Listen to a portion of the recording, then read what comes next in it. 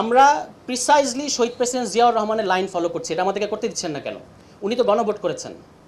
উনি তো 1978 সালের 17 এপ্রিল একটা দ্বিতীয় সংবিধান কি বলে এটাকে, সামরিক ফরমান, একদম নোট করেন আপনারা যারা যারা পরবর্তীতে আমাকে চ্যালেঞ্জ করতে চান। 1978 সালের 17 এপ্রিল দ্বিতীয় সামরিক ফরমানের দ্বাদশ সংশোধনীর মধ্যে দিয়ে উনি বলেছেন যে নেক্সট যে ইলেকশন হবে, এই ইলেকশন হবে একই সাথে কনস্টিটিউয়েন্ট অ্যাসেম্বলি ইলেকশন এবং পার্লামেন্ট ইলেকশন।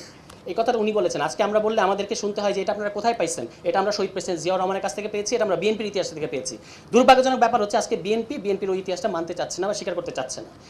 এখন আপনি আমাকে প্রশ্ন করতে পারেন যে ওই কথা যদি শহীদ প্রেসিডেন্ট জিয়াউর রহমান বলে থাকেন, ওটা কিন্তু একটা গ্যাজেটেড, ভাইরা ওটা একটা গ্যাজেটেড ফরমান, সুতরাং এটাকে আপনি অস্বীকার করতে পারবেন না, পার্ট অফ আওয়ার হিস্ট্রি। প্রশ্ন হচ্ছে উনি পরে করলেন না কেন?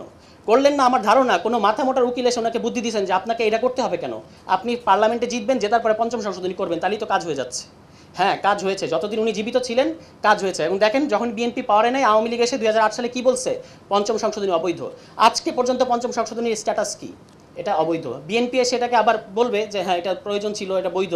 কিন্তু এই যে সংশোধনীর এই খেলাটা, আপনার কাছে পাওয়ার থাকলে আপনি সংশোধনী করবেন, আরেকজন এসে বলবে অবৈধ, আবার আরেকজন এসে সংবিধান ত্রয়োদশ সংশোধনী বাতিল করলো, আবার পঞ্চদশ সংশোধনী হয়েছে, আবার পঞ্চদশ সংশোধনীকে আপনি বাতিল করতেছেন। এই খেলাটা থেকে আমরা বেরোতে চাচ্ছি। এ কারণেই সংবিধানের মেজর রিফর্মের প্রশ্নে দয়া করে আমাদেরকে পার্লামেন্ট দেখায়েন না।